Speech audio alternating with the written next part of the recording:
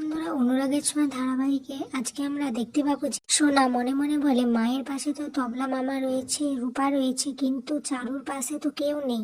সোনা বলে মা থ্যাঙ্কস আলট আমাকে বাঁচানোর জন্য। তখন রূপা বলে প্লিজ এবার তাহলে আমরা সবাই একসাথে থাকবো।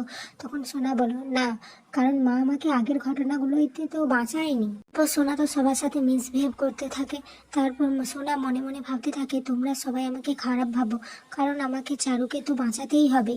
এরপর সোনা দীপার কাছে যায়, বলে মা আমি তোমার কাছ থেকে একটা জিনিস চাইবো, তুমি দেবে? তুমি আমার আর বাবার জীবন থেকে চিরকালের মতো চলে যাও। তখন রূপা বলে মা তুমি চলে এসো, আমি তোমার পাশে আছি।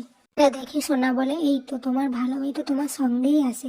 তখন রূপা বলে ঠিক আছে, আমি এর জবাব পরে তোমায় দেবো। একে সোনা চারুর ঘরে এসে চারুকে বলে আমি সবার কাছে খারাপ হয়ে থাকবো, কিন্তু তোমাকে কোথাও যেতে দেবো না চারু। এরপর দীপা সাক্ষ্যদের বাড়িতে এসে বলে এই প্রথমবার আমার সোনার জন্য গর্ব হচ্ছে, কারণ আমার মেয়েটা যা করেছে একদম ঠিক করেছে। তখন সবাই তো অবাক হয়ে যায়, বলে এসব কি বলছো? তখন দীপা বলে হ্যাঁ একদম ঠিক বলছি, আমার মেয়েটা অকৃতজ্ঞ নয়। এরপর রূপা দীপাকে ঘরের মধ্যে এনে বলে মা শুধু তোমার জীবনটা এলোমেলো হয়নি, আমার জীবনও এলোমেলো হয়ে গেছে।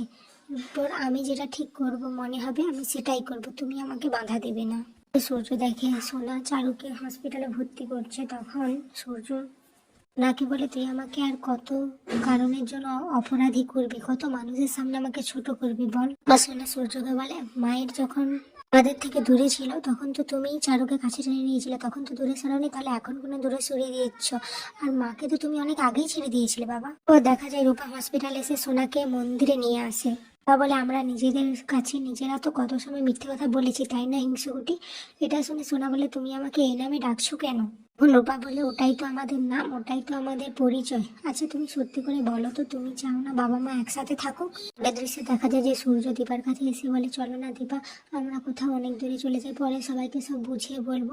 তখন দীপা বলে এটা হয় না ডাক্তারবাবু, আমরা যতবার একসাথে হয়েছি ততবার কোনো দুর্যোগ এসে আমাদের আলাদা করে দিয়েছে। তো দেখা যায় সোনা রূপাকে বলে যে চারু আমাকে আর বাবাকে ওর মাথায় হাত রেখে প্রতিজ্ঞা করতে বলেছিল যে আমরা যেন কখনো ওকে ছেড়ে না যাই, সেই জন্য আমরা ওকে ছাড়তে পারছি না। রূপা বলে আমি জানতাম, এই জন্যই তো তোমাকে ঠাকুরের কাছে এনেছি। তখন সোনা বলে তুমি কিভাবে জানলে? রূপা বলে মা আমাকে বলেছে। তখন সোনা বলে মা কিভাবে জানলো? তখন রূপা বলে যে মায়েরা সব জানে, মা বলেছে যে তুমি যেটা ঠিক সেটাই করেছো। এইবার আমরা দুইজন মিলে, দুই বোন মিলে গোটা পৃথিবীর সামনে বাবা মাকে এক করব, গোটা পৃথিবীর বিপক্ষে গেলেও আমরা বাবা মাকে এক করব। এখানে আজকের পর্বটি শেষ হয়ে যায়। ভিডিওটি ভালো লাগলে লাইক, কমেন্ট, শেয়ার এবং সাবস্ক্রাইব অবশ্যই করে